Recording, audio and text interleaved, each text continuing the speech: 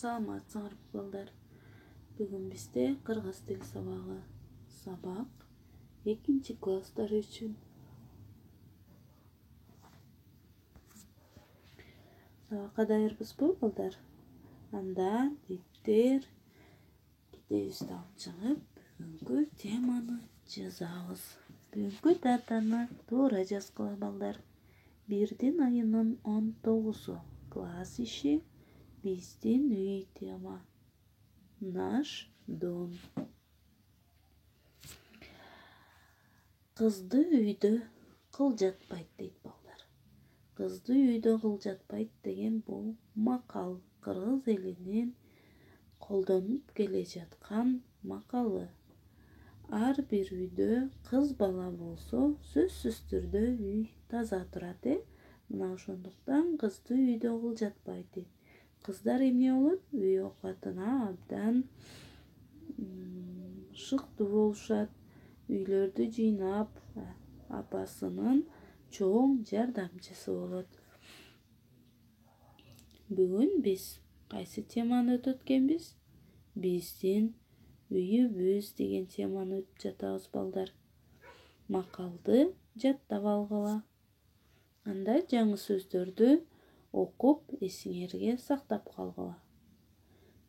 Биздин, наш, ашкана, столовая, көп кабаттуу үй, многоэтажный дом, менчик үй, частный дом, кабат, этаж, бөлмө, комната, батир, квартира, дарек, адрес, конок бөлмөсү, гостиная, уктоо бөлмөсү, спальная. Мынакей балдар.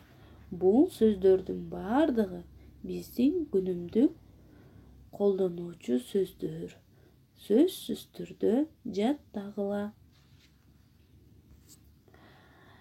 Анда сүйлөмдү көчүрүп жазгыла, орус тилине которгула балдар. Карагыла. Эмне үчүн мен кызыл өң менен белгилеп койдум, көңүл бурабыз. Мен көп кабаттуу үйдө жашаймын.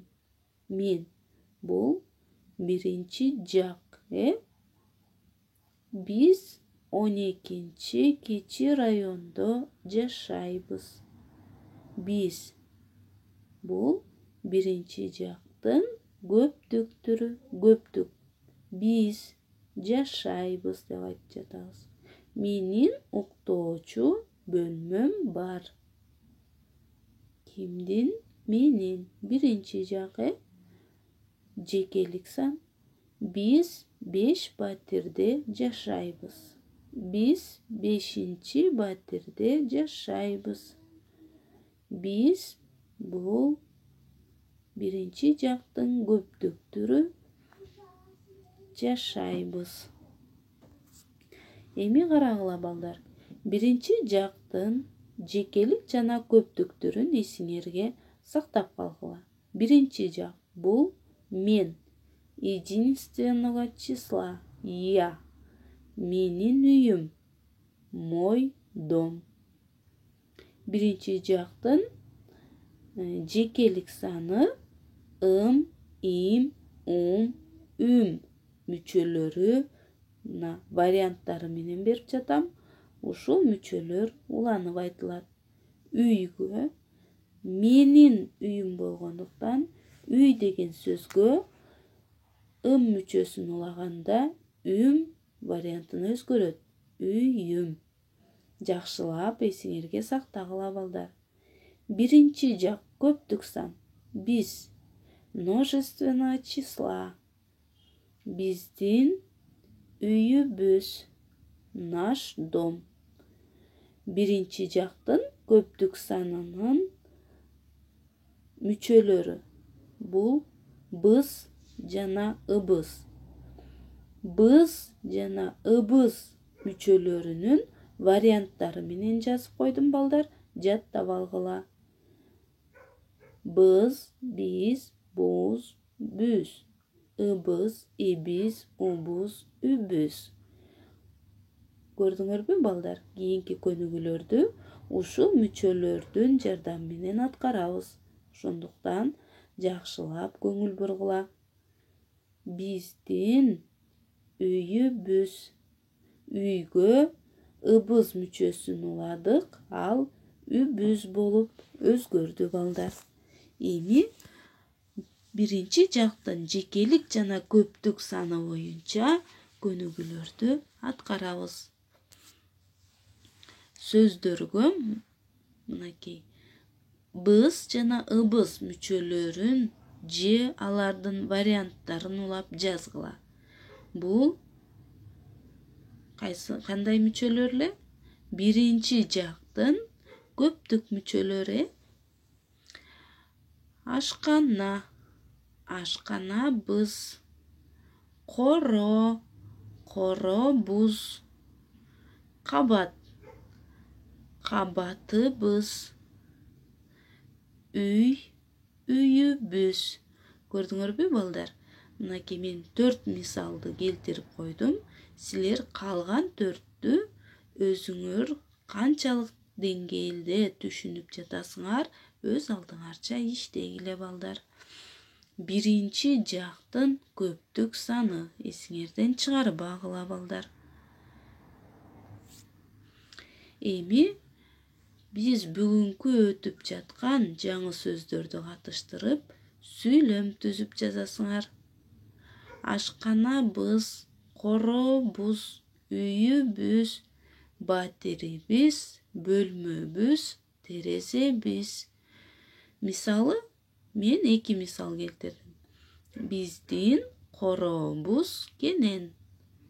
Кайсы мүчөнү уладык? Быз мүчөнү уладык дагы, буз мүчөгө өзгөрдү. Биздин көптүк сандын мүчөсүн уладык. Биринчи жактын. Биздин коробуз кенен. Силер улаган мүчөнүн астын сызып коесуңар. Мен кызыл менен белгиледим. Биздин батирибиз чоң. Көрдүңөрбү балдар?